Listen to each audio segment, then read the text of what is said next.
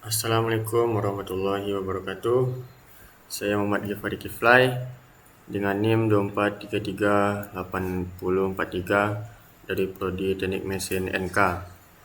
Saya akan membacakan makalah material teknik yang sudah saya buat dengan judul pengujian bahan yang terdiri dari destruktif atau merusak dan tidak destruktif atau tidak merusak, dengan dosen pengampu Bapak Adil Arafat, STM Engineer, PhD.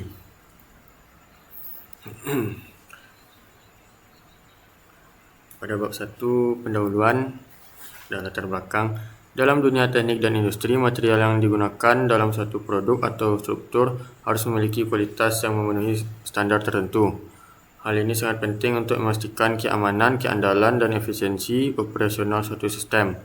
Kegagalan material akibat penggunaan bahan yang tidak memenuhi spesifikasi dapat menyebabkan kerugian besar, baik secara finansial maupun operasional, serta berpotensi membahayakan keselamatan manusia. Oleh karena itu, pengujian bahan menjadi salah satu langkah krusial dalam proses manufaktur dan konstruksi. Pengujian bahan dilakukan untuk mengevaluasi sifat mekanik, fisik, dan struktur internal material. Metode pengujian tersebut dapat dikelompokkan menjadi dua kategori utama, yaitu destructive testing dan non-destructive testing.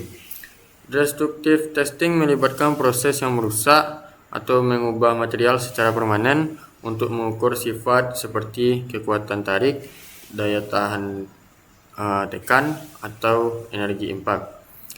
Sebaliknya, non-destructive testing memungkinkan pemeriksaan material tanpa merusaknya, sehingga cocok digunakan pada material yang masih akan dipakai.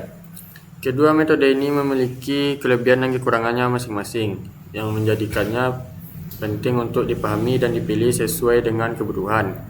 Di satu sisi, pengujian merusak mampu memberikan data yang sangat rinci mengenai sifat material, tetapi seringkali membutuhkan sampel khusus yang harus dikorbankan. Di sisi lain, pengujian tidak merusak memberikan solusi praktis untuk pemeriksaan rutin atau inspeksi pada komponen yang telah terpasang.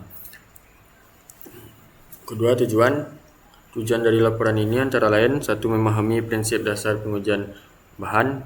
2. Mengulas penerapan praktis di industri.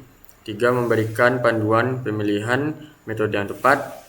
4. Menekankan pentingnya pengujian bahan dalam industri. Yang ketiga, rumusan masalah.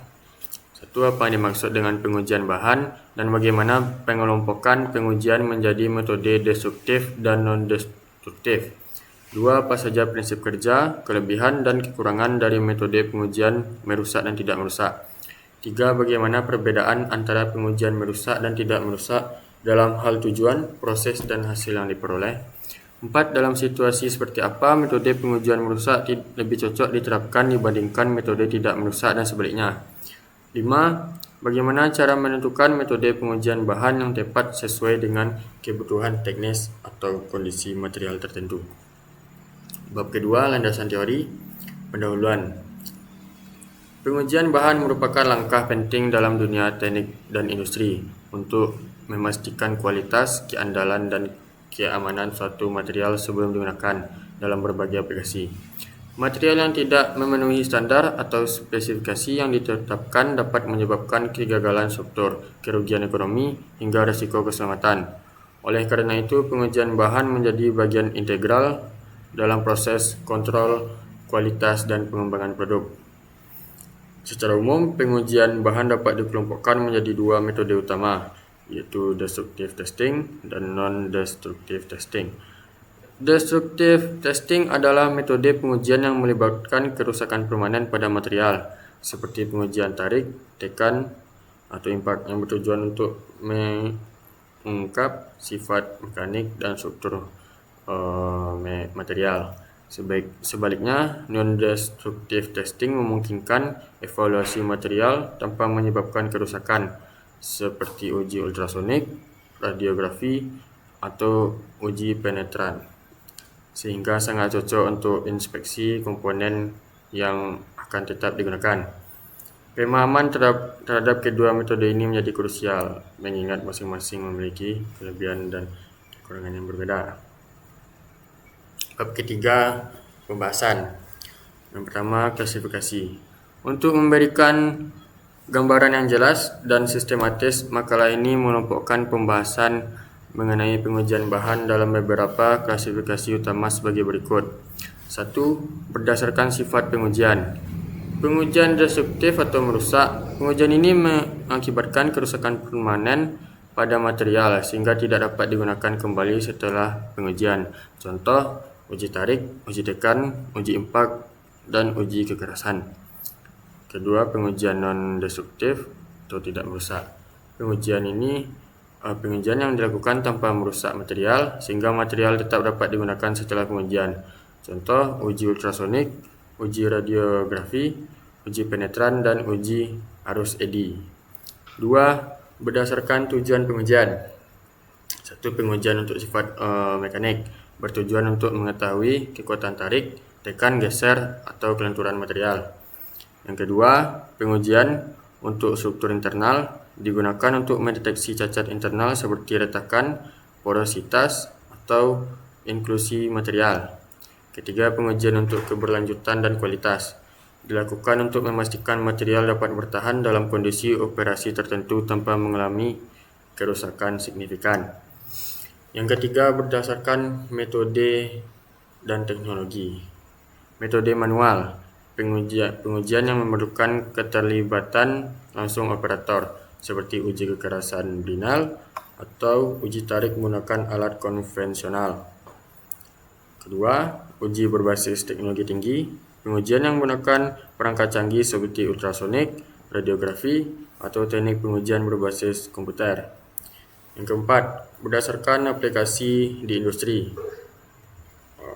Pertama, industri konstruksi dapat digunakan untuk memastikan kekuatan dan daya tahan material seperti baja atau beton.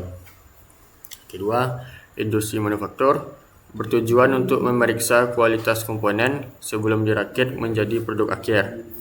Yang ketiga, industri energi dan transportasi digunakan untuk inspeksi rutin pada komponen kritis seperti turbin, pipa, atau rangka kendaraan. Yang kedua, 3.2, pengertian.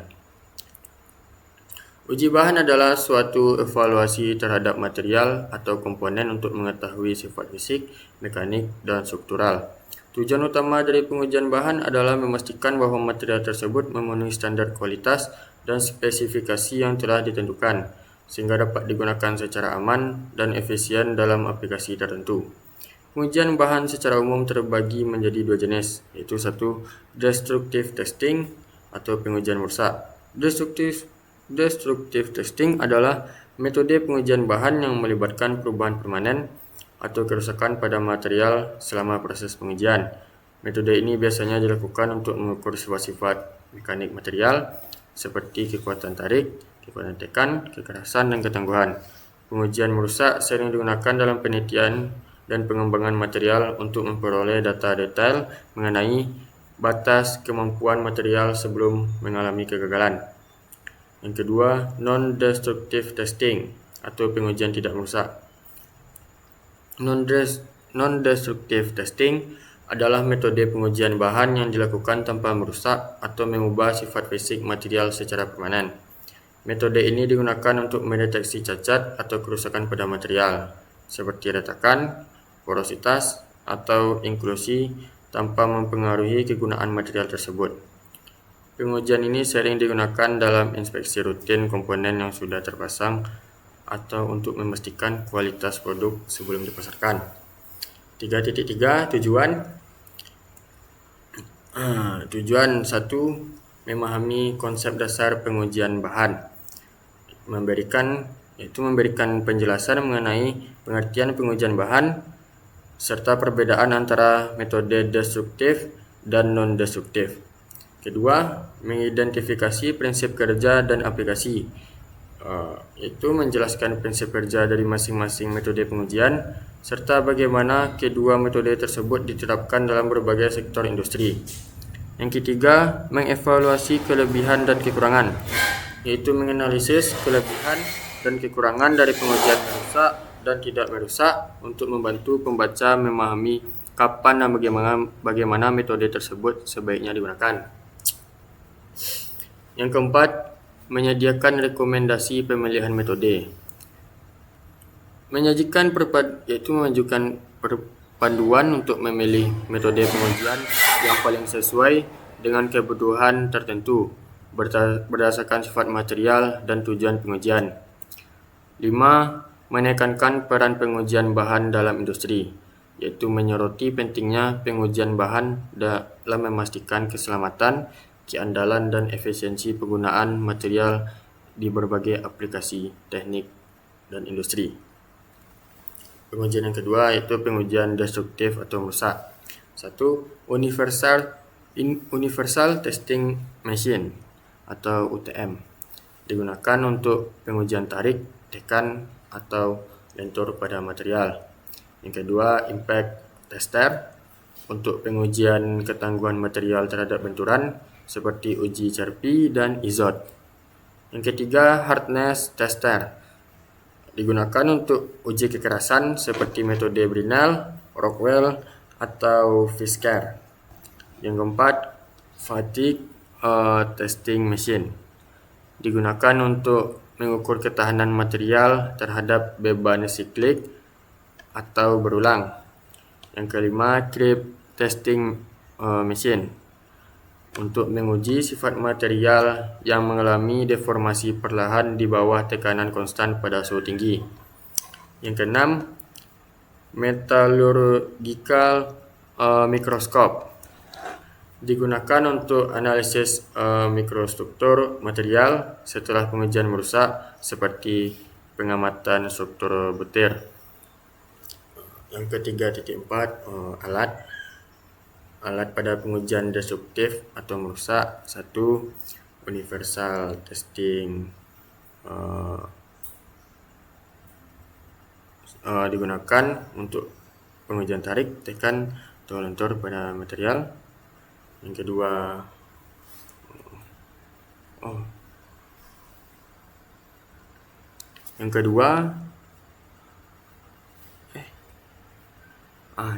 alat untuk yang kedua, pengujian non-destruktif atau tidak merusak. 1. Ultrasonic Testing Equipment, yaitu menggunakan gelombang ultrasonik untuk mendeteksi cacat internal seperti retakan atau rongga. 2. Radiographic Testing Equipment, yaitu menggunakan sinar X atau sinar gamma untuk memvisualisasikan struktur internal material. Yang ketiga, Magnetic Particle Testing Equipment, itu digunakan untuk mendeteksi cacat permukaan dan dekat permukaan pada material ferromagnetik. Yang keempat, Dye Penetrant Testing, yaitu menggunakan cairan penetran untuk mengidentifikasi retakan atau cacat pada permukaan. Yang kelima, Eddy Current Testing untuk mendeteksi cacat atau perubahan sifat material dengan prinsip induksi elektromagnetik. Yang keenam, Thermographic Camera, yaitu menggunakan inframerah untuk mendeteksi anomali suhu akibat cacat internal pada material. Yang ketujuh, Acoustic Emission Testing, yaitu untuk mendeteksi dan memantau emisi akustik yang dihasilkan oleh retakan atau deformasi material. Selanjutnya, 3.5 standar untuk pengujian destruktif atau merusak. 1. ASTM atau American Society for Testing and Material. Ada standar ASTM E8 atau E8M, standar untuk pengujian tarik logam. Ada E18, standar untuk pengujian kekerasan dalam metode Rockwell. Ada E23, standar untuk pengujian impact dengan metode KRP. Ada E21, standar untuk pengujian kekuatan tarik pada suhu tinggi. Ada E139, standar untuk pengujian grade material. Kedua ada standar ISO atau International Organization for Standardization. Ada ISO 6892 digunakan untuk standar pengujian tarik logam. ISO 6506 standar untuk pengujian kekerasan berinal. ISO 148 standar untuk pengujian impact dengan metode Kirby. Ketiga ada SNI, Standar Nasional Indonesia. Ada SNI 0703711989, metode pengujian kekuatan tarik pada logam. Ada SNI 1904101989 untuk pengujian kekerasan dengan metode Brinell. Selanjutnya, standar untuk pengujian non-destruktif atau tidak merusak. 1. STM. Ada STM E114, standar untuk pengujian ultrasonik. STM E165, standar untuk pengujian penetran cair. Ada STM E709, standar untuk pengujian partikel magnetik. Ada STM E1444, standar untuk uji partikel magnetik pada material ferromagnetik. Ada STM E1417, standar untuk penetran cair pada material non poros. Ini ada standar ISO. Ada ISO 9712, standar untuk spesifikasi personel yang melakukan pengujian tidak merusak. Selanjutnya ISO 19232, standar untuk pengujian radiografi industri. Ada ISO 3452, standar untuk uji penetran cair. Ada ISO 17636, standar untuk uji radiografi pengelasan logam. Yang ketiga ASME atau American Society of Mechanical Engineers. Ada ASME Sosien 5, standar untuk pengujian tidak merusak dalam inspeksi material. Yang keempat ada SNI. Ada SNI 0728881992, gunakan untuk metode pengujian cacat partikel magnetik. Ada SNI 0728901992, metode pengujian cacat untuk cairan penetran. Selanjutnya 3.6 prosedur. Prosedur pengujian pada destruktif atau merusak. 1. Persiapan sampel. Material atau komponen yang akan diuji dipersiapkan sesuai dengan spesifikasi standar pengujian, misalnya ukuran, bentuk, atau permukaan. Kedua, sampel biasanya dipotong dari material asli tanpa adanya cacat eksternal. Prosedur yang kedua, pemilihan metode uji. Menentukan metode pengujian berdasarkan sifat material dan tujuan uji, seperti uji tarik, uji tekan, uji impak, dan uji kekerasan. Prosedur yang ketiga, pengaturan alat uji. Pertama, mengkalibrasi alat uji sesuai dengan standar yang berlaku seperti ASTM, ISO, atau SNI. Yang kedua, memastikan alat berada dalam kondisi baik untuk memberikan hasil akurat. Prosedur yang keempat, pelaksanaan pengujian. 1. Material diuji dengan memberikan beban atau tekanan tertentu sampai mencapai titik kerusakan atau kegagalan. Kedua, data seperti tegangan, regangan, kekuatan tarik maksimum, atau energi impak direkam selama proses pengujian. Prosedur yang kelima, analisis hasil. Data pengujian dianalisis untuk menentukan sifat mekanik material, seperti kekuatan tarik, kekerasan, atau ketangguhan. Yang kedua, hasil dicatat dan dibandingkan dengan spesifikasi atau standar yang berlaku. Prosedur yang keenam, dokumentasi atau pelaporan.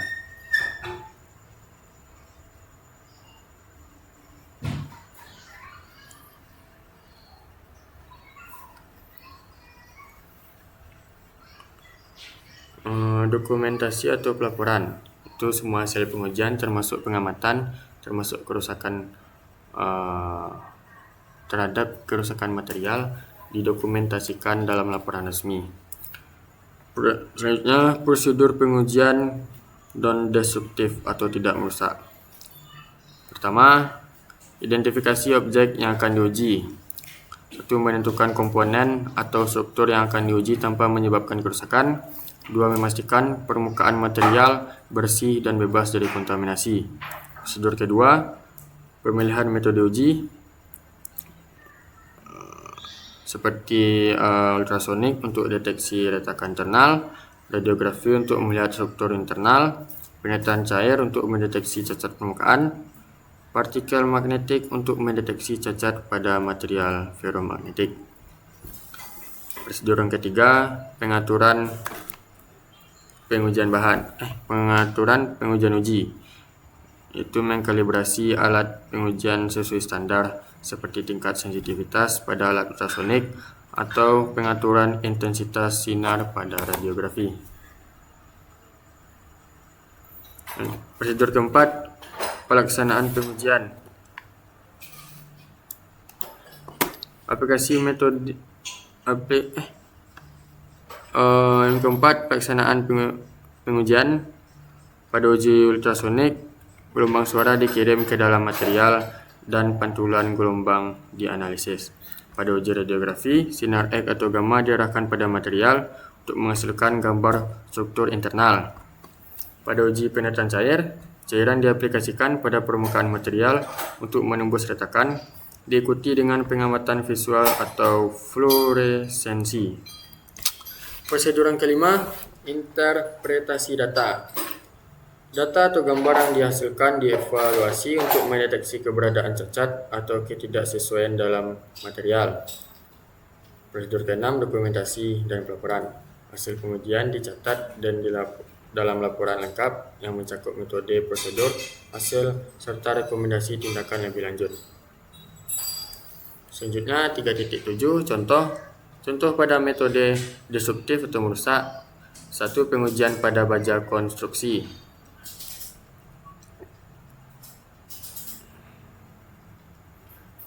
Pentingnya yaitu untuk memastikan kekuatan tarik, tekan, dan ketangguhan baja yang digunakan pada jembatan atau bangunan bertingkat. Alasannya, baja harus mampu menahan beban statis dan dinamis tanpa mengalami deformasi yang berlebihan atau kegagalan.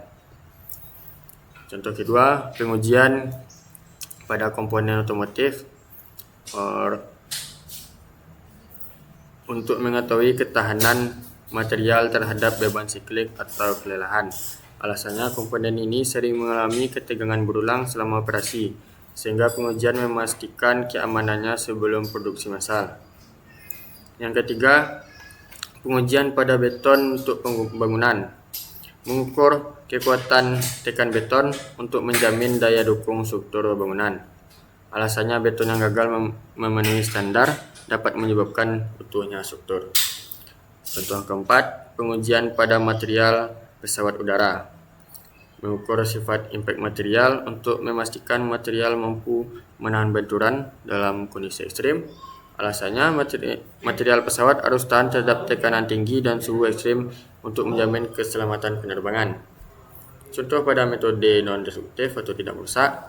1. Pemeriksaan pipa minyak dan gas. Mendeteksi retakan, korosi, atau cacat las pada pipa tanpa menghentikan operasi. Alasannya, pipa rusak dapat menyebabkan kebocoran minyak atau gas. 2. Inspeksi balok jembatan. Menggunakan uji ultrasonik untuk radiografi untuk mendeteksi retakan internal pada balok baja atau beton. Alasannya, kerusakan yang tidak terdeteksi dapat menyebabkan kegagalan struktural berisiko tinggi pada keselamatan publik. Yang ketiga, inspeksi mesin turbin pada pembangkit listrik. Menggunakan uji partikel magnetik atau eddy current untuk mendeteksi cacat permukaan dan bawah permukaan pada bilah turbin. Alasannya, turbin yang rusak dapat mengganggu operasi pembangkit listrik dan menyebabkan kerugian ekonomi besar. 4. Pemeriksaan komponen pesawat terbang. Mendeteksi cacat mikro pada struktur sayap atau badan pesawat menggunakan radiografi dan ultrasonik. Alasannya, keretakan kecil yang tidak terlihat dapat berkembang menjadi kegagalan material selama penerbangan. 5. Pengujian rel kereta api.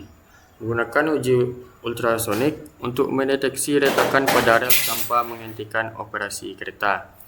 Alasannya, retakan yang tidak terdeteksi dapat menyebabkan kecelakaan kereta api yang berakibat fatal. Bab keempat, penutup. Kesimpulan. Pengujian bahan adalah langkah penting dalam memastikan kualitas, keamanan, dan keandalan material yang digunakan dalam berbagai industri.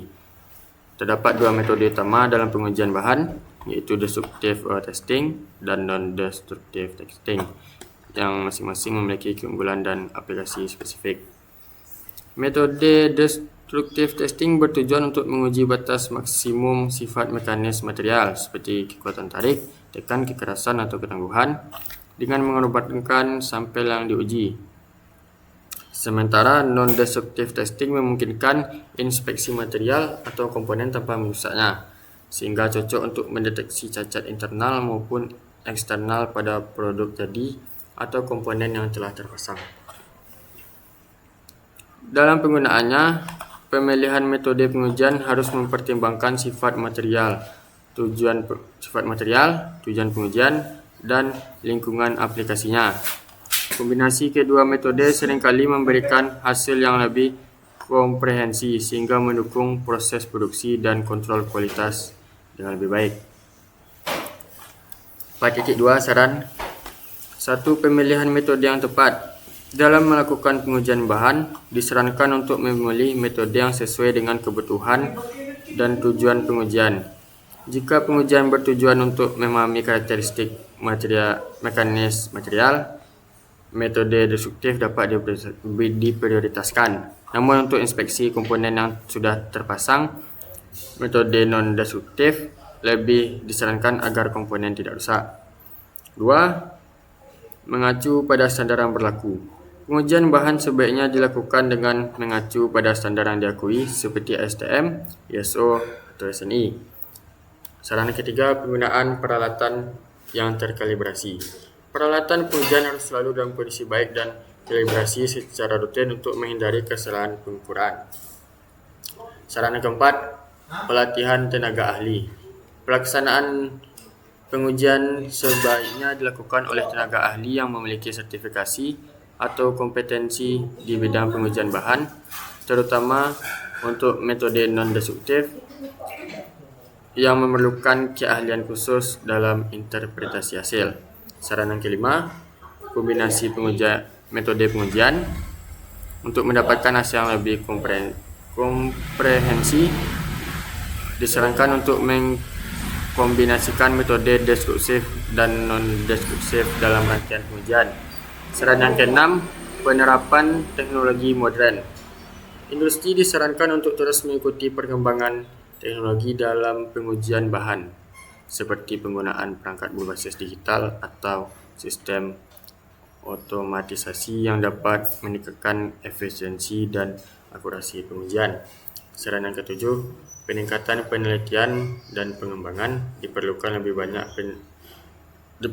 banyak penelitian terkait pengujian bahan yang menghasilkan metode yang lebih efektif dan efisien.